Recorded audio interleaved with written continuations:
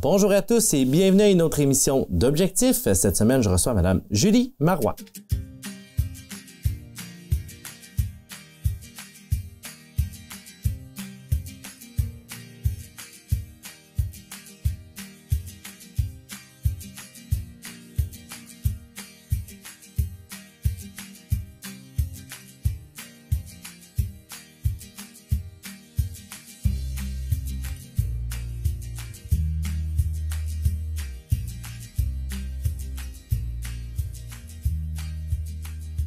Bonjour Julie. Bonjour. Ça va bien? Très bien.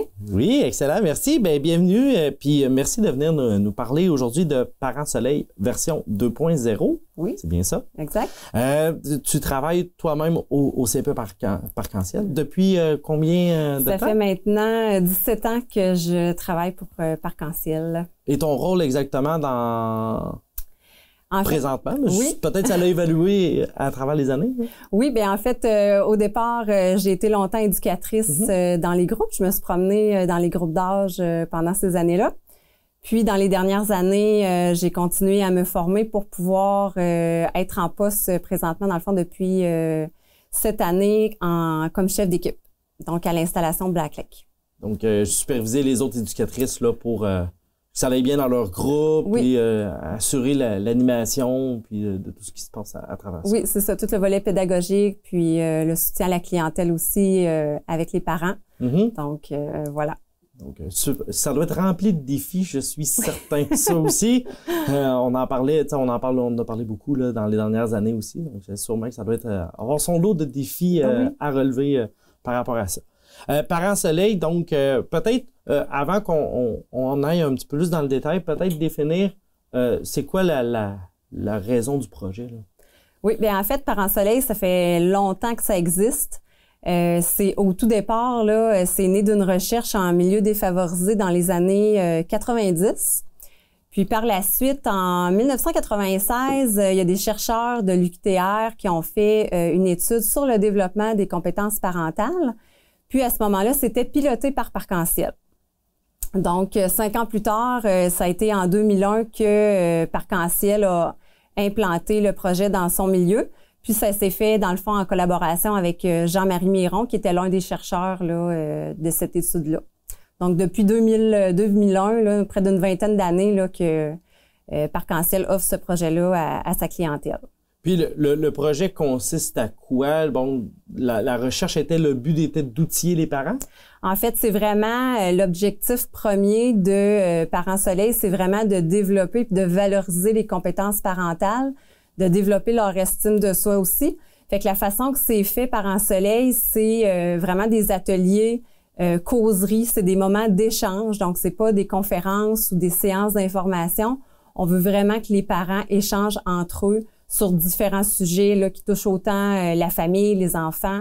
Il y a une panoplie de sujets là, qu'on a abordés là, dans les dernières années. Puis, je suppose que c'est ce que l'étude révélait, dans le fond, qu'il y a certains parents donc, qui avaient des difficultés à ce niveau-là. Puis, la solution était de mettre en place un peu ce lieu d'échange-là pour faire un peu du coaching entre eux? Oui, exactement ça. En fait, comme parents, on a tous des difficultés à un moment ou à un autre. On se pose des questions. Fait que le parent, pendant ces rencontres-là, il se rend compte qu'il n'est pas tout seul à vivre certaines problématiques. Donc, il peut le partager avec les autres parents.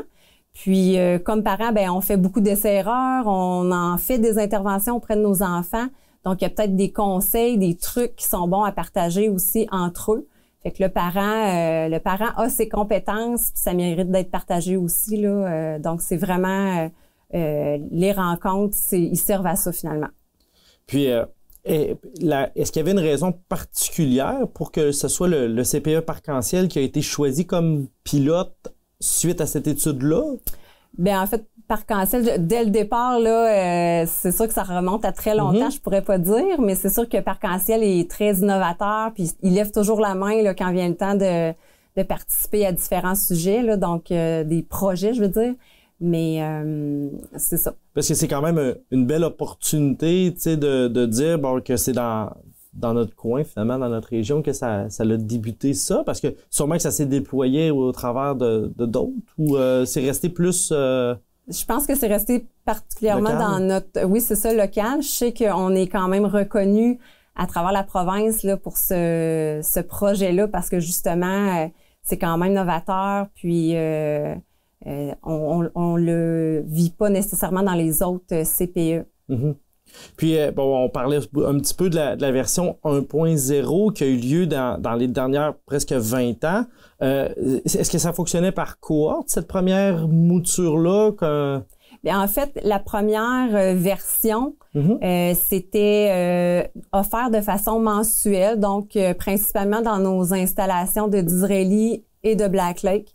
Donc, à tous les mois, entre octobre et mai, on offrait différents sujets là, pour nos rencontres à nos parents. Donc, le souper était offert à ce moment-là aux parents, aux enfants, avec le service de garde. C'était complètement gratuit. Donc, avec le financement qu'on avait à ce moment-là, c'était possible de le faire aussi. Donc, c'était plus une offre qu'on donnait à nos parents là, à tous les mois. Cette fois-ci, avec la nouvelle version, on désire plus y aller en réponse à un besoin que vraiment d'emblée l'offrir à tous les mois. Et puis, qu'est-ce que tu veux me dire par répondre à un besoin? C'est-à-dire sur du référencement, sur des parents qui disent « Ah, j'aurais un besoin de... » Donc, c'est peut-être pas systématique à tous les mois, mais plus selon une fois que les besoins sont je dirais, signifiés? Oui. En fait, ça peut soit provenir de l'éducatrice du groupe ou du parent lui-même. Donc, une éducatrice qui voit peut-être un sujet commun là, parmi les parents de son groupe, ça peut être l'apprentissage à la propreté, comment gérer les routines à la maison, la conciliation travail-famille. Fait que ça peut être différents sujets que l'éducatrice peut proposer parce qu'elle, on a quand même un bon lien avec nos parents. On voit là peut-être les petites difficultés qu'ils peuvent avoir de leur côté. Donc, elle peut proposer une rencontre d'échange pour les parents de son groupe ou ça peut être le parent lui-même qui, lui, lève la main puis dit « Moi, j'aimerais ça parler d'un sujet en particulier. » Et là, on va le proposer à l'ensemble des autres parents. Puis, dans le fond... ce que je comprends, c'est surtout les parents utilisateurs là, qui peuvent aller à ces ateliers-là en version 2.0. Oui, exactement. Ce qui n'était pas le cas en version 1.0, c'était ouvert un petit peu plus. C'est ça. Donc, c'était offert à nos parents utilisateurs, mais c'était possible d'inviter un grand-parent ou une amie qui fréquentait pas nécessairement Parc-en-Ciel pour pouvoir assister à nos rencontres. Puis, qui anime ces ateliers-là?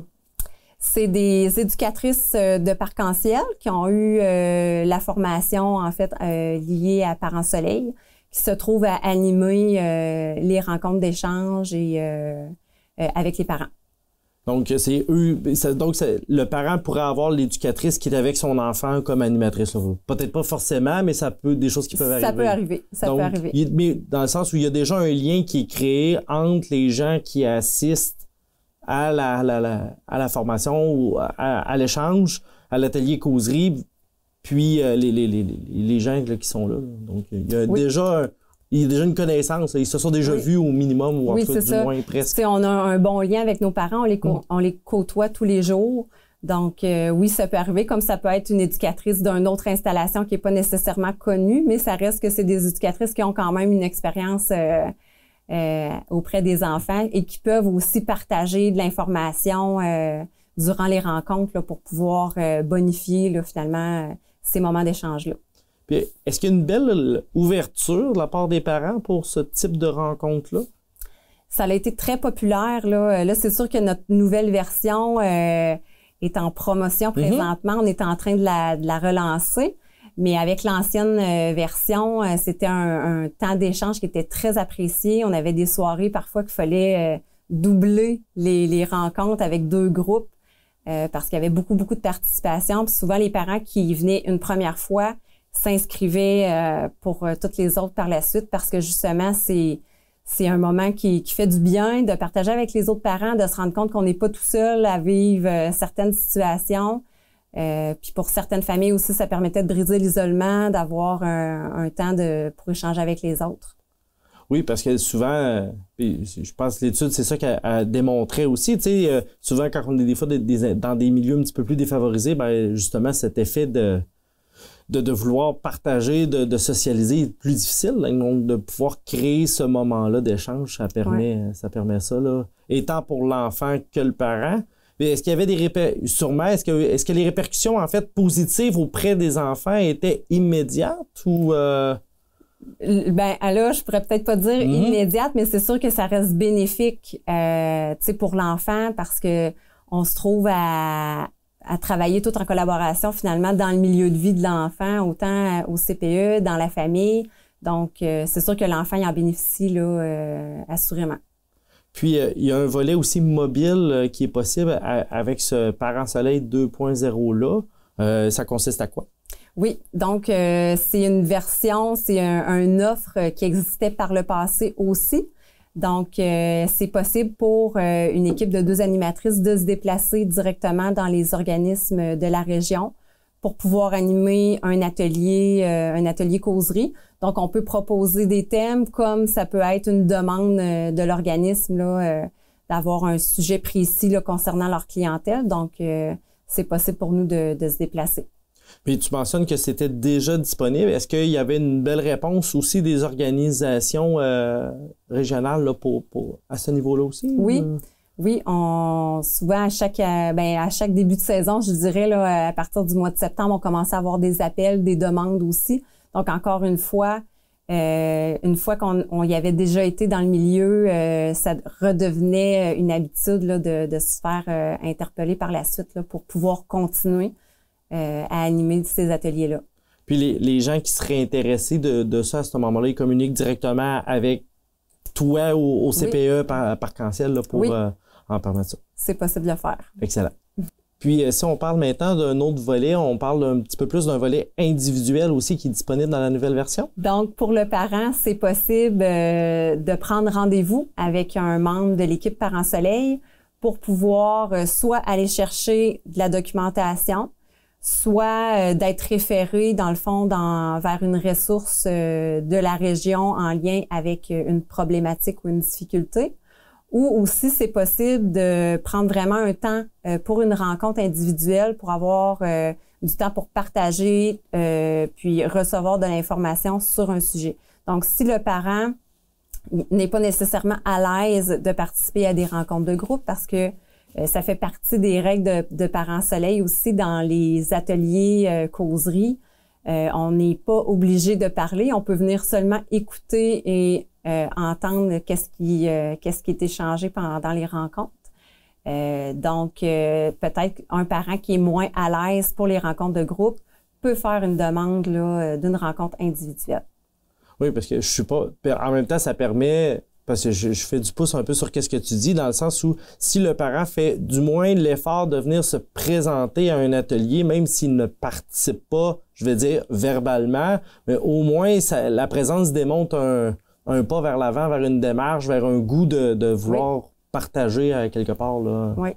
C'est sûr que ça peut être un sujet pour lequel il y a de l'intérêt. Puis, c'est sûr qu'il va repartir avec de l'information, avec des trucs, avec tout ce qui a été partagé pendant ces rencontres-là. Donc, c'est jamais obligatoire de participer et de parler. Mm-hmm. Puis, ça reste des rencontres aussi qui sont confidentielles. Donc, on a toujours dit tout ce qui se dit à Parents Soleil reste à Parents Soleil. Donc, les parents peuvent échanger. Là. Puis, est-ce que l'éducatrice a un rôle à jouer dans le référencement, soit de la rencontre de groupe, ou est-ce qu'elle offre aussi le volet individuel aussi, tout dépendamment du parent, de la problématique ou du sujet? Oui, bien en fait, l'éducatrice, c'est sûr que nous, on en fait la promotion dans notre milieu. Hein? Parents Soleil, là, on a la nouvelle version qu'on a présentée à l'équipe. C'est sûr que l'éducatrice, elle, faut qu'elle garde en tête. Puis pour elle, ça devient un outil pédagogique aussi. Donc, c'est un service qu'elle peut offrir à ses parents. Fait que c'est sûr que nous, ce qu'on veut, c'est que les éducatrices développent le réflexe de l'offrir, que ce soit autant individuel que de groupe. De groupe aussi, là. Donc, c'est de développer cette habitude-là, contrairement à avant, où est-ce que c'était systématique à tous les mois de l'offrir aux parents. Bien là, c'est de le garder en tête que c'est un outil pour elle aussi. Oui, mais en fait, il y a peut-être une difficulté supplémentaire de recrutement. En fait, le fait que ce soit pas en continu ou peut-être pas nécessairement. De quelle façon vous le voyez à date? Pour faire les animations de groupe? Oui, en recrutement, étant donné que l'offre n'est pas en continu, donc des fois, c'est peut-être plus difficile pour un parent de dire, bon, OK, le prochain mois, je vais y aller, étant donné qu'il n'y a peut-être pas un calendrier préétabli d'avance. Oui, bien, c'est pour ça, dans le fond, qu'il faut vraiment s'assurer de faire la promotion de Parents Soleil dans nos équipes pour pas qu'ils soient oubliés, puis que les éducatrices gardent le réflexe que ça existe, puis que c'est possible de l'offrir. Donc, nous, avec, c'est ça, les membres de l'équipe, ben à ce moment-là, quand on a une demande, on est en mesure d'organiser ces rencontres-là par la suite. Puis, la promotion au sens large de Parents Soleil 2.0, ça va avec l'équipe, mais est-ce qu'il y a d'autres façons aussi d'en faire la promotion? Oui, bien en fait, lors des rencontres de début d'année, nous, on rencontre l'ensemble de nos parents au mois d'août. Donc, c'est un beau temps, finalement, pour partager tous les services qu'on a à offrir là, durant l'année. Donc, les éducatrices peuvent, dès le départ, expliquer à leurs parents en quoi consiste Parents Soleil pour que, durant l'année, si jamais un parent a un besoin ou un intérêt, là, ça peut être seulement, pas nécessairement des difficultés à chaque fois, mais un intérêt sur un sujet, qui puisse avoir le réflexe de le demander pour qu'on puisse l'organiser aussi. Puis le mettre en place. Ouais. Je suppose qu'une fois que la demande est là, ça doit se mettre quand même en place rapidement, parce que si vous voulez en fait, adresser le sujet ou tout ça, sûrement que vous devez avoir un délai assez court pour... Idéalement, oui. Là, c'est sûr que ça n'a pas débuté encore. La façon qu'on voyait ça, c'était d'utiliser finalement nos locaux en fin de journée, là, au fur et à mesure que les enfants quittent, on a des locaux qui se libèrent. Donc, on en profite pour faire les ateliers causeries dans ces locaux disponibles-là. Et les enfants bénéficient en même temps du service de garde encore, là, vu que c'est en fin de journée. Donc, ce serait d'organiser ça pour que ça soit rapide finalement puis efficace. Oui, non, mais effectivement, là, étant donné que souvent, si le parent démontre un intérêt pour un sujet, en tout cas, en fait, un intérêt pour le programme, point. Oui. Ben, le but, c'est de pouvoir y répondre aussi. Exactement, oui. S'il est dans l'offre de service, évidemment. Oui. Sinon aussi, il y a des capsules sur le site web. Oui. Donc, on a bonifié un petit peu notre site web de Parc-en-Ciel. Ce qu'on a fait, c'est, avec l'aide aussi là, du bureau coordonnateur, on a pu mettre en commun une banque de références, de livres de références qui peuvent être disponibles aux parents qui touchent différents sujets. Donc, ça va se retrouver sur notre site web. Puis, on a également des petites capsules. On en a 8 au total. C'est des capsules qui ont été créées en collaboration avec le Centre de pédiatrie sociale.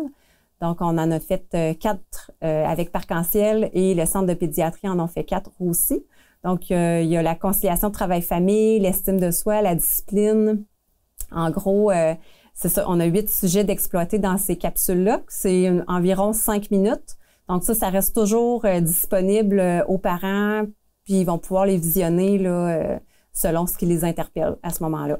Le but des capsules était de démystifier la thématique, de donner des outils? Vraiment de donner des outils, des trucs, des conseils, si on parle de la discipline, donc qu'est-ce que le parent peut utiliser, lui, concrètement, là, à la maison pour aider, finalement, là, dans ses interventions auprès de son enfant. Donc, c'est vraiment des capsules d'information.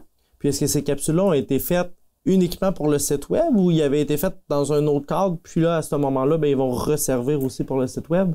C'était suite à un appel de projet. Un appel de projet, donc sûrement que ça va être bénéfique parce qu'en 5 minutes, tu sais, c'est quand même long en termes d'informations qu'on peut donner, donc... il y a beaucoup de contenu. Beaucoup de contenu, donc ça va être super intéressant pour les parents là, de pouvoir...